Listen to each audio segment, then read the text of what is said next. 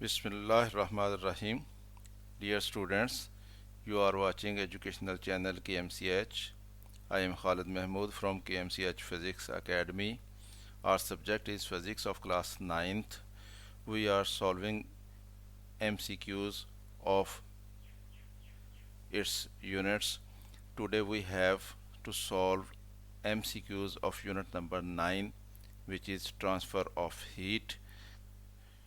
Unit number 9, question number 9.1. Encircle the correct answer from the given choices. Question number 1. In solids, heat is transferred by number A, radiation, number B, conduction, number C, convection, number D, absorption. तो students ए पे option जो दी गई है radiation, B पे option दी गई है सी पे, ये तीनों मेथड हैं हीट ट्रांसफ़र के। और हमसे पूछा गया है कि सॉलिड्स में हीट ट्रांसफ़र जो है वो किस मेथड से होती है।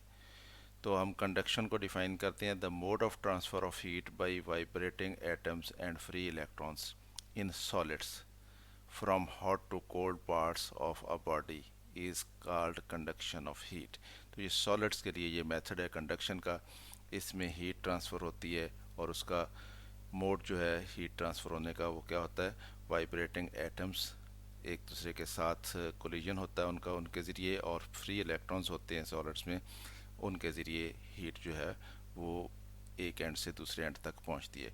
तो इसलिए हमारा ऑप्शन जो है बी वाला वो दुरुस्त है। In solids heat is transferred by conduction. तो हम कंडक्शन के सामने जो सर्कल है उसको ब्लैक करते हैं। Question number 2. What happens to the thermal conductivity of a wall if its thickness is doubled? कि अगर वॉल जो है उसकी थिकनेस डबल कर दी जाए तो उसकी थर्मल कंडक्टिविटी पे क्या असर पड़ेगा उसका। ए पे हमें ऑप्शन दी गई है बिकम्स डबल, क्या वो डबल हो जाएगी उसकी थर्मल कंडक्टिविटी। बी पे हमें कहा गया रिमेन्स द सेम, वो सेम रहेगी। सी पे हमें कहा गया है बिकम्स हाफ, क्या वो हाफ हो जाएगी। और डी पे हमें कहा गया है बिकम्स 1/4, क्या वो 1/4 हो जाएगी। तो rate of flow of heat जो होता है वो लेंथ ऑफ सॉलिड्स जो है उनके ऊपर डिपेंड करता है। इसी तरह से अगर कोई दीवार होगी तो उसकी थिकनेस पे डिपेंड करेगी। Larger is the length between the hot and cold end of the solid, more time it will take to conduct heat to the colder end, and smaller will be the rate of flow of heat। तो rate of flow of heat जो है वो कम हो जाएगा। तो rate of flow of heat जो है वो प्रोपोर्शनल टू होता है 1/लेंथ के, यानी लेंथ के इनवर्सली प्रोपोर्शनल है। लेंथ ज़्यादा हो जाएगी तो रेट ऑफ फ्लो कम हो जाएगा। तो लेंथ को अगर हम डबल कर देंगे, या थिकनेस आप कह लें उसको डबल कर देंगे, तो कंडक्टिविटी उसकी जो है वो हाफ हो जाएगी। तो हमारा आंसर जो है सी पे करेक्ट है, बिकम्स हाफ। वैसे भी यूनिट ऑफ थर्मल कंडक्टिविटी क्या होता है, वो होता है वाट पर मीटर पर केल्विन। क्योंकि पर मीटर है तो इसलिए लेंथ जो है वो अगर हम दोगुनी करेंगे तो वो थर्मल कंडक्टिविटी जो है वो हाफ हो जाएगी। इसलिए हमारा ऑप्शन सी वाला करेक्ट है। उसके सामने जो सर्कल है हम उसको ब्लैक करते हैं।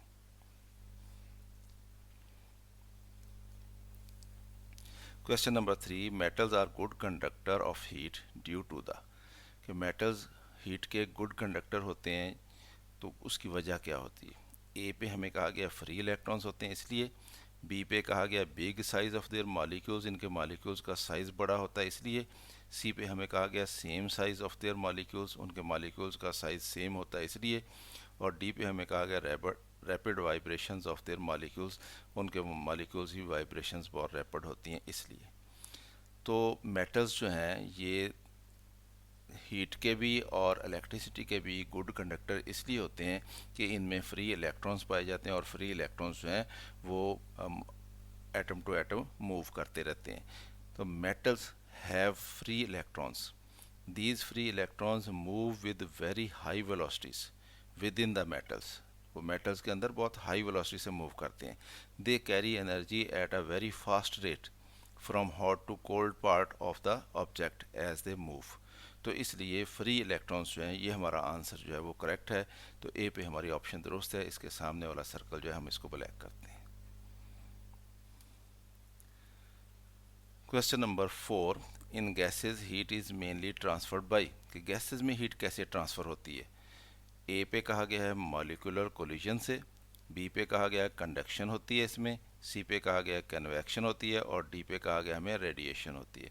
तो ये कंडक्शन, कन्वेक्शन और रेडिएशन तीनों ज़राए हैं हीट के ट्रांसफ़र करने के। लेकिन जो लिक्विड्स और गैसेस में हीट ट्रांसफ़र होती है उसकी वजह जो है वो हम इधर देख लेते हैं। Liquids and gases are poor conductors of heat, ये हीट के पुअर कंडक्टर्स होते हैं, इसलिए इनमें कंडक्शन नहीं होती। Heat is transferred through liquids and gases easily by convection, तो इनमें कन्वेक्शन के ज़रिए इजीली हीट ट्रांसफ़र होती है। और कन्वेक्शन क्या होता है, जब वो मॉलिक्यूल्स जो हैं वो मूव करके एक जगह से दूसरी जगह जाते हैं। Transfer of heat by actual movement of molecules from hot place to the cold place is known as convection. तो इसलिए गैसेस जो हैं ये इनमें हीट जो ट्रांसफ़र होती है वो कन्वेक्शन की वजह से होती है। तो हमारा आंसर जो सी पे करेक्ट है, convection. Question number 5, convection of heat is the process of heat transfer due to the, ये कन्वेक्शन है, ये हीट ट्रांसफ़र का प्रोसेस है। और किस तरह से होता है, ये किस वजह से होता है, ट्रांसफ़र कैसे होती है हीट। ए पे हमें कहा गया है रैंडम मोशन ऑफ मॉलिक्यूल्स से, बी पे हमें कहा गया है डाउनवर्ड मूवमेंट ऑफ मॉलिक्यूल से, सी पे कहा गया अपवर्ड मूवमेंट ऑफ मॉलिक्यूल से, और डी पे कहा गया फ्री मूवमेंट ऑफ मॉलिक्यूल्स। तो गैसेस में कन्वेक्शन का प्रोसेस होता है हीट ट्रांसफ़र के लिए, और ये उसमें मॉलिक्यूल्स की फ्री मूवमेंट की वजह से होता है कि मॉलिक्यूल फ्रीली मूव करते हैं एक प्लेस से दूसरे प्लेस तक। Transfer of heat by actual movement of molecules from hot place to a cold place is known as convection. तो इसलिए एक्चुअल मूवमेंट जो है वो फ्री मूवमेंट ऑफ मॉलिक्यूल्स जो है उसकी वजह से कन्वेक्शन जो है वो उसमें ये प्रोसेस जो है इसके ज़रिए हीट ट्रांसफ़र होती है। तो इसलिए हमारा ऑप्शन जो है वो डी पे करेक्ट है। इसके सामने जो सर्कल है हम इसको ब्लैक करते हैं।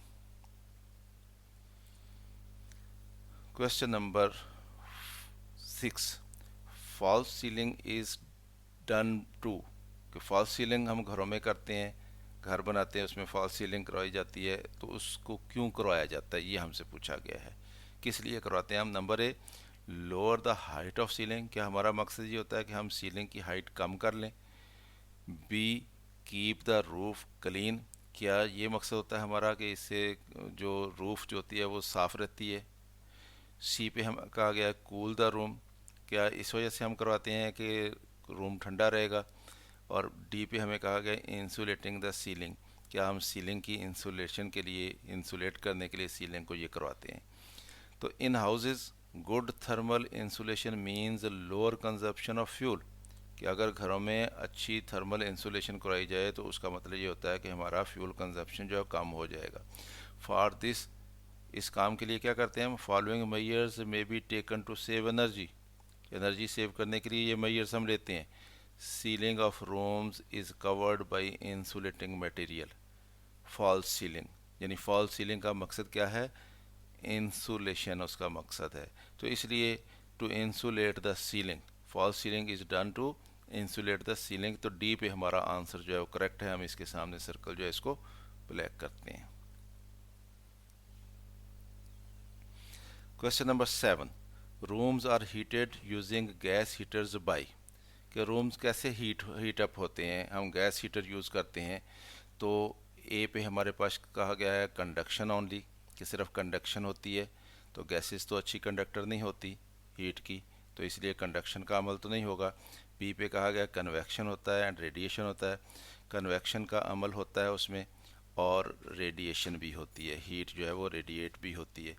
तो रेडिएशन ओनली, क्या सिर्फ रेडिएशंस होती हैं। नंबर डी, कन्वेक्शन ओनली, क्या सिर्फ कन्वेक्शन होती है। तो जब रूम जो है उनको हीटअप किया जाता है हीटर्स के ज़रिए, तो अगर हम रूम में एक जगह पे बैठे हुए हैं और हीटर ऑन है तो वहाँ से जो हीट हम तक पहुँचती है वो तो पहुँचती है रेडिएशंस के ज़रिए। लेकिन क्योंकि हीटर से गैस जो है कमरे के अंदर मौजूद जो होती है, एयर जो होती है वो हीटअप होकर ऊपर उठती है, और इसके मॉलिक्यूल्स जो हैं वो मूव करके कमरे में दूसरी जगहों पे जाते हैं, तो इसलिए कन्वेक्शन का अमल भी होता है। तो कमरों के हीटअप होने की वजह जो होती है वो दोनों बनती हैं, यानी कन्वेक्शन भी होती है और रेडिएशंस भी होती हैं। तो यहाँ पे दोनों डेफिनेशन मैंने दी हैं। Radiation is the mode of transfer of heat from one place to another in the form of waves called electromagnetic waves होती हैं, जैसे सूरज से हम तक हीट पहुँचती है ऐसे। Transfer of heat by actual movement of molecules from hot place to a cold place is known as convection. तो जब कमरे में हीटर चल रहा हो तो कमरा गर्म होता है, तो उसमें फिर ये दोनों अमल जो होते हैं, कन्वेक्शन भी होती है और रेडिएशन भी होती है। तो इसलिए हम बी वाला ऑप्शन जो है इसको चूज़ करेंगे और इसके सामने जो सर्कल है इसको हम ब्लैक करते हैं। Question number 8, land breeze blows from, number A sea to land during night, number B sea to land during the day, number C land to sea during the night, number D land to sea during the day. पहले तो हम land breeze और sea breeze जो है इसका difference देखते हैं क्या होता है। Cold air from the sea towards land is called sea breeze, कि जब समंदर से ठंडी हवा जो है वो ज़मीन की तरफ चलती है तो उसको हम सी ब्रीज कहते हैं। Cold air from the land towards sea is called land breeze, और जब ज़मीन से ठंडी हवा जो है सूरज की तरफ जाती है, समंदर की तरफ जाती है, तो उसको फिर हम लैंड ब्रीज कहते हैं। यानी यहाँ से ठंडी हवा चल के दूसरी तरफ जाएगी, वो ब्रीज जो है उसके नाम से उसको हम जानेंगे। यानी समंदर से अगर आई है ठंडी हवा ज़मीन की तरफ तो वो सी ब्रीज कहलाएगी, और अगर ज़मीन से ठंडी हवा गई है समंदर की तरफ तो वो लैंड ब्रीज कहलाएगी। अब ये कब चलती हैं, सी ब्रीज कब चलती है और लैंड ब्रीज कब चलती है। Sea breeze blows from sea to land in day night, ये दिन के वक्त चलती है। सी ब्रीज दिन के वक्त चलती है, यानी समंदर से ठंडी हवा दिन के वक्त आती है ज़मीन की तरफ को। वजह क्या होती है उसकी, वजह ये होती है कि दिन के वक्त हमारी जो ज़मीन होती है उसका टेम्परेचर बहुत हाई हो जाता है, और पानी जो है उसकी क्योंकि थर्मल कैपेसिटी बहुत ज़्यादा होती है, तो इसलिए वहाँ पे इतनी हीट नहीं होती। तो वहाँ की हवा ठंडी होती है और ज़मीन के साथ जो हवा होती है वो बहुत गर्म हो जाती है, तो समंदर से फिर ठंडी हवा जो है दिन के वक्त वो लैंड की तरफ मूव करती है। Land breeze blows from land to sea during night, और रात के वक्त हमारी ज़मीन जो है वो उसकी क्योंकि थर्मल कैपेसिटी कम होती है इसलिए वो जल्दी ठंडी हो जाती है, और पानी की थर्मल कैपेसिटी जो है वो बहुत ज़्यादा होती है, तो इसलिए वो जल्दी ठंडा नहीं होता। तो ज़मीन के साथ जो हवा होती है वो ठंडी हो जाती है, और जो पानी के साथ समंदर पे हवा होती है वो उतनी ठंडी नहीं होती। तो इस तरह से फिर ज़मीन से ठंडी हवा जो है रात के वक्त वो समंदर की तरफ चलती है। तो ये जब हमने ये सारा कुछ वाजे कर लिया तो अब हम देखते हैं हमारे आंसर क्या कहते हैं। आंसर में कहते हैं लैंड ब्रीज। तो सबसे पहले तो हमने land breeze blows from land to sea during night, तो हमें ऑप्शन कहाँ पे दी गई, land to sea during night, तो ये हमारी ऑप्शन सी पे करेक्ट है।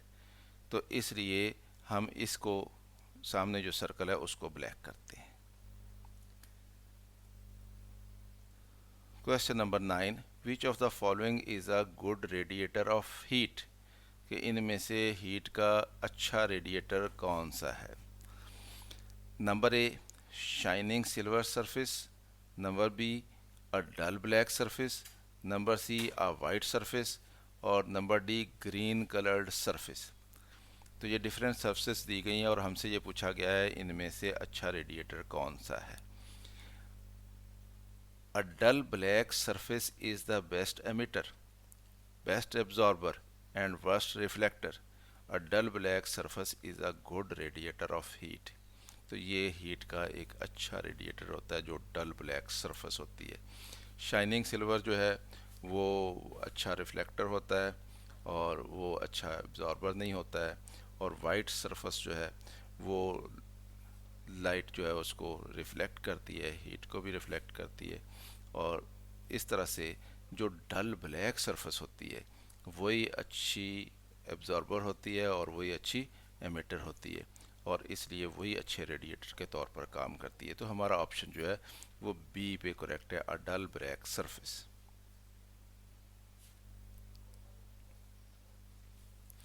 स्टूडेंट्स, ये चैप्टर नंबर 9 था, यूनिट नंबर 9 था हमारा। इसमें हमने देख लिया ट्रांसफ़र ऑफ हीट का ये यूनिट था। इसके हमने एमसीक्यूज़ देख लिए और ये हमारी बुक का आखिरी यूनिट था। तो इसका मतलब ये हुआ कि हमने पूरी बुक के एमसीक्यूज़ जो हैं, जो एक्सरसाइज में दिए गए हैं, वो कंप्लीट कर लिए हैं। ख़ुद भी वीडियो को देखें, दोस्तों को भी दावत दें। अगर वीडियो पसंद आए तो इसको लाइक भी कर लिया करें। अगर आपने अभी तक चैनल सब्सक्राइब नहीं किया तो इसको सब्सक्राइब कर लें, ताकि आपको फिज़िक्स क्लास 9th की न्यूमेरिकल्स की वीडियोस भी मिलें और बाकी की वीडियोस भी मिलती रहें। मेरी तरफ से अल्लाह हाफ़िज़, शाद रहें, आबाद रहें।